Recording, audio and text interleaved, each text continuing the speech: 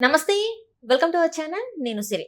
India కూటమికి దగ్గరవుతున్నట్టు జగన్ అయితే లీకులు పంపుతున్నాడు. దీంతోని ఎన్డీఏ కూటమిని మరి భయపెట్టిస్తున్నారా? సో ఈ అంశాన్ని మనకి వివరించడానికి మనతో పాటు ఉన్నారు ప్రముఖ రాజకీయ విశ్లేషకులు కేవీవి ప్రసాద్ గారు. నమస్కారం సార్. నమస్తే అమ్మా. సరే, ఇప్పుడు చూస్తుంటే ఇన్ని రోజులు అంటే బీజేపీతోని కేంద్రంతోని ఎలాంటి సత్సంబంధాలు ఉన్నాయో మనం చూసాం జగన్మోహన్ రెడ్డి గారికి.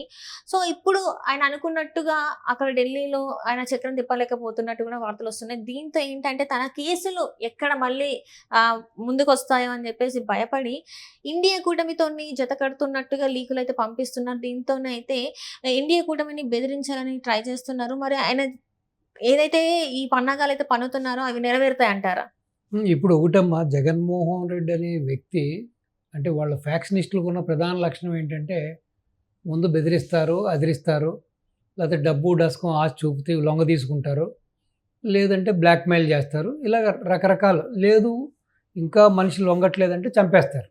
ఇవన్నీ కూడా వాళ్ళకున్న లక్షణాలు, అవలక్షణాలు. అంటే ఒక వ్యక్తిని ఏ విధంగా లొంగ తీసుకోవడానికి ఇప్పుడు సామధాన దండోపాయాలని మనం ఏ విధంగా అంటామో అదేవిధంగా ఈ ఫ్యాక్షనిస్ట్ మెంటాలిటీ ఉన్నవాళ్ళు, ఈ ఫ్యాక్షనిస్ట్ కుటుంబంలో వచ్చిన వాళ్ళు ఈ విధంగా ఇన్ని రకాలమైన టక్కు టమారా గోకర్ణ గజకర్ణ విద్యలన్నీ కూడా ప్రదర్శిస్తూ ఉంటారు. సో అందులో దాంట్లో సిద్ధహస్తుడు జగన్మోహన్ రెడ్డి. ఇన్ని రోజులు ఈ 10 సంవత్సరాల మట్టి మరి ఒక ఇన్ని ఆర్థిక నేరాలు, ఇన్ని ఈడీ కేసులు, ఇన్ని సిబిఐ కేసులు ఉన్న వ్యక్తి ఒక 10 సంవత్సరాలుగా కోర్టుకి కూడా హాజరవ్వకుండా ఏ విధంగా వ్యవస్థలను మేనేజ్ చేస్తున్నాడు, ఈ విధంగా బయట తిరుగుతున్నాడు అన్నది అది అందరికీ తెలిసిన విషయమే. సో కేవలం తనకున్న డబ్బుతోటి, తనకున్న పరపతితోటి తను ఈ విధంగా మేనేజ్ చేస్తున్నాడు అన్నది అది ప్రతి వాళ్ళకి తెలిసింది, ప్రస్ఫుటంగా తెలిసిన విషయమే. సో నిన్న మొన్నటి వరకు కాస్త ఎన్డీఏ ఆశీస్సులతోటి, ఎన్డీఏలో ఉన్న అధినాయకుల ఆశీస్సులతోటి సో చక్కగా ఆడిందే ఆటరా పాడిందే పాటరాగా ఏ విధంగా చేశాడో చూసాం.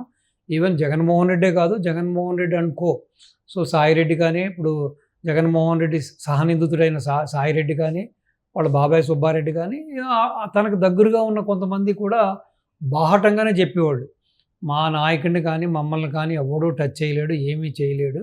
ఎందుకంటే ప్రస్తుతం ఎన్డీఏ తోటి మాకు మంచి సత్సంబాలు ఉన్నాయి. ప్లస్ అది కాకుండా మేము ప్రతి నెల కూడా కిస్తీ కడుతున్నాం.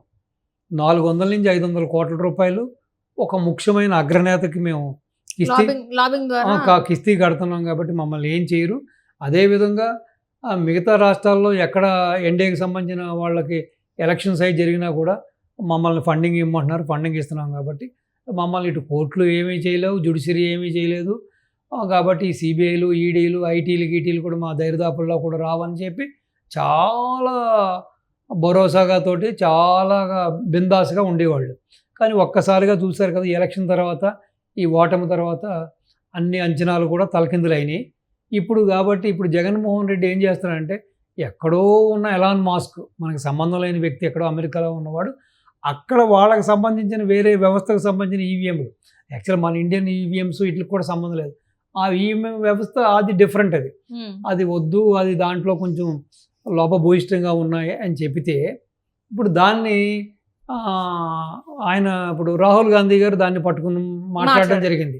ఇప్పుడు రాహుల్ గాంధీ మాట్లాడిన మాటలను పట్టుకుని అవునవును ఇక మీదట ఈఎంలు వాడకూడదు, ఓన్లీ బ్యాలెటే వాడాలని చెప్పి ఈ జగన్మోహన్ రెడ్డి పాటున్నాడు. అంటే ఈ రోజున జగన్మోహన్ రెడ్డి ఈ విధంగా మాట్లాడుతున్నాడంటే నాకేమనిపిస్తుందంటే, ఒకటి ఈ రోజున తను అనుకున్న రీతిలో ఎన్డీఏ గవర్నమెంట్ నుంచి సహాయ సహకారాలు అందట్లేదు. సో రెండోది, తన దగ్గరున్న రాజ్యసభ సభ్యుల్లో 2-3 తప్పించి మ్యాక్సిమం అటు జంప్ అయిపోవడానికి ఆల్రెడీ వాళ్ళ మార్గాలను ఎత్తుకుంటున్నారు. ముఖ్యంగా బీజేపీ వైపే ఆకర్షితులు అవుతున్నారు. రెండోది, ఇప్పుడు ఈ 4 ఎంపీల్లో కూడా అవినాష్ రెడ్డి తప్పించి మిగతా 3 కూడా జంప్ అవడానికి కూడా వాళ్ళు ఆస్కారాలు మెండుగా ఉన్నాయి. అవినాష్ రెడ్డి గారు కూడా బీజేపీ వైపే చూస్తున్నట్టు కూడా బీజేపీ చూసినా కానీ మరి బీజేపీ తీసుకోవచ్చు. మరి ఎందుకంటే ఈ యొక్క వాళ్ళ వివేకానంద రెడ్డి గారి హత్య ఉంది కాబట్టి దాంట్లో ప్రధాన నిందితుడిగా ఉన్నాడు కాబట్టి బహుశా మరి అతన్ని తీసుకుంటే మళ్ళీ వాళ్ళకి ఏదైనా అనవసరంగా పార్టీ మరకంటుకుంటుంది కదా. ఒక హత్య చేసిన వాడిని, నిందితుడిని కేవలం రాజకీయ లబ్ధి కోసం తీసుకున్నారని ఆ మచ్చ వేసుకోవడం కోసం బహుశా అంత సాహసం చేయడానికి బీజేపీ వాళ్ళు చేయరు అనుకుంటున్నాను నేను. సో సాహసించరు అనుకుంటున్నాను నేను. సో ఈ రోజున ఈ విధంగా తను ఒక విధంగా చెప్పాలంటే ఆ, ఏదైతే రాహుల్ మాట్లాడాడో దానికి ఒత్తాసుగా మాట్లాడి నేను ఇటు ఇండియా కూటమి వైపు వెళ్తున్నానని ఒక విధమైన లీకులు ఇస్తూ బహుశా ఎన్డీఏని బ్లాక్మెయిల్ చేస్తున్నాడా, లేదు డైరెక్ట్గా నేను ఇండియా కూటమికి వెళ్ళిపోతానని గట్టిగా చెప్పే ధైర్యం కూడా లేదు. ఆ చెప్పిన 24 గంటల్లో తన మీద ఉన్న కేసులు, ఈడీ కేసులు, ఆ బెయిల్ రద్దు చేసి 24 గంటల్లో లోపలేస్తారన్న సంగతి తనకు కూడా తెలుసు. సో లేదు, రెండవది ఈ రోజున తన అవినీతి, రోజుకొక అవినీతి భాగవతం ఆంధ్రాలో బయటపడుతుంది. ప్లస్ ఆ ఋషికొండ ప్యాలెస్ వ్యవహారం బయటకు వచ్చింది. అక్కడ ఫర్నిచర్ కానీ అక్కడ చేసిన ఆ యొక్క ఆ ఖర్చులు, ఆ విధమైన విలాసవంతమైన విపరీతమైన ఆ యొక్క ఆ భోగభోగాలన్నీ బయటకు వస్తున్నాయి కాబట్టి ప్రజలందరూ ఆల్రెడీ చీదరించుకుంటున్నారు, చీకొడుతున్నారు. ఇన్ని 100 కోట్లు 500 కోట్లు ఖర్చు పెడతాడా, ప్రజాదాన్ని దుర్వినియోగం చేస్తారు అనుకుంటున్నారు. కాబట్టి బహుశా ఇప్పుడు ప్రస్ఫుటంగా ప్రింట్ మీడియాలో, ఎలక్ట్రానిక్ మీడియాలో ప్రజల్లో ఇదే నానుతుంది కాబట్టి, ఈ వ్యవహారమే ఇప్పుడు చర్చగా జరుగుతుంది కాబట్టి బహుశా దాన్ని డైవర్ట్ చేయడానికి డైవర్ట్ పాలిటిక్స్ అయినా వాడుతున్నాడా. సో దానికోసమే ఈ యొక్క కొత్తగా ఈవీఎంలు మార్చాలి, ఈవీఎంలు వద్దు, ఈవీఎంల వల్ల స్కాములు జరుగుతున్నాయి, బ్యాలెట్ వాడాలని చెప్పి మళ్ళీ ఈ కొత్త పాట పాడుతున్నాడని చెప్పి కూడా నాకు ఒక అనుమానంగా ఉంది. ఏదేమైనా కానీ డైవర్ట్ పాలిటిక్స్ చేయడంలో జగన్మోహన్ రెడ్డి సిద్ధహస్తుడు. అభివృద్ధి చేయడం తెలుసో తెలియదో కానీ దోచుకోవడం, దంచుకోవడం, దాచుకోవడంలో ఈ డైవర్ట్ పాలిటిక్స్ చేయడం, ఈ కులాల మధ్య కుంపట్లు పెట్టడం, మతాల మధ్య ఈ విధంగా మత్తుమందు జల్లి జనాల్ని ఏమార్చడంలో మాత్రం మాస్టర్. దాంట్లో మాత్రం ఇప్పుడు నేను 10th first class, intermediate first class, degree first class అంటే వీడి 10th కూడా పాస్ అవ్వలేదు. మొన్న ఆంధ్ర షుగర్ సంబంధించిన ఆ యొక్క ఎండి కూడా చెప్పడం జరిగింది.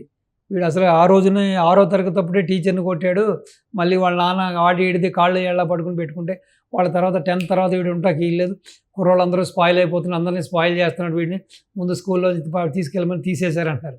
సో కాబట్టి ఈ వీటిల్లో మాత్రం పిహెచ్డీ చేశారు, వీటిల్లో మాత్రం ఇతను సిద్ధహస్తుడు, గోల్డ్ మెడలిస్టు. ఇది డైవర్ట్ పాలిటిక్స్ చేయడంలోనూ, ఈ కులాల మధ్య కుంపట్లు పెట్టడంలోనూ, ఆ మతం మత్తులో, ఆ మతం ముసుగులో ఈ రాజకీయ చేయడంలో మాత్రం సిద్ధహస్తుడు. కాబట్టి ఈ విధంగా ఈ రోజున ఇన్ని రకాలుగా నాటకాలు ఆడుతున్నాడు. కాబట్టి చూద్దాం. ఏదేమైనా కానీ మ్యాక్సిమం అతని టైం దగ్గరకు వచ్చేసింది. ఈ 3-4 నెలల్లో డెఫినెట్గా వివేకానంద రెడ్డి గారి హత్య కేసు ఒక కొలుక్కు వస్తుంది. డెఫినెట్గా ఇతను, అవినాష్ రెడ్డి 100% కన్విక్ట్ అవుతారు.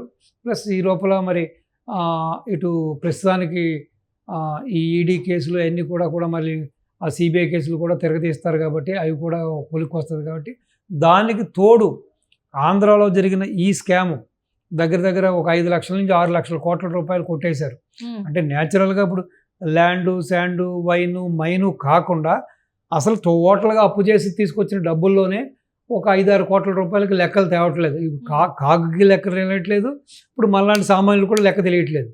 సో కాబట్టి ఇవన్నీ కూడా 1 by 1 బయటకు వస్తాయి. కాబట్టి ఈ 3-4 నెలల్లో ఈ కేసులన్నీ కూడా కొలుక్కు వస్తాయి. కాబట్టి డెఫినెట్గా ఇతనికి శ్రీకృష్ణ జన్మస్థానం తప్పదు. కాబట్టి ఈ లోపు ఏదో తన ప్రయత్నాలు తను చేస్తూ ఏదో విధంగా బయటపడాలని చెప్పి ఏదో ఇటువంటి జిమ్మిక్కులు అన్నీ చేస్తున్నాడు. ఏదేమైనా జగన్మోహన్ రెడ్డి పాపం పండిందనడానికి ఇది నిదర్శనం. ఇంక ఇతను తప్పించుకోవడం అనేది ఇంకా కళ్ళ. నిజంగా ఏదో పెద్ద అద్భుతం జరిగితే కానీ ఇతను బయటపడలేడు. సో 100% ఈ డిజర్వ్ దట్. ఏదైతే అవినీతి చేశాడో, ఏదైతే అన్యాయాలు చేశాడో, ఏదైతే భూదందాలు చేశాడో, ఏదైతే లిక్కర్ దందాలు చేశాడో, రాష్ట్ర వ్యాప్తంగా ఈ చేసిన ఈ అవినీతి అన్నిటికి కూడా డెఫినెట్గా జగన్ అండ్ కో టీము డెఫినెట్గా పనిష్ అవుతుంది. సో జ్యుడిషియల్గా వీళ్ళందరూ కూడా లోపలికి వెళ్తారు, వీళ్ళతో అంటకాగిన అధికారులు లోపలికి వెళ్తారు.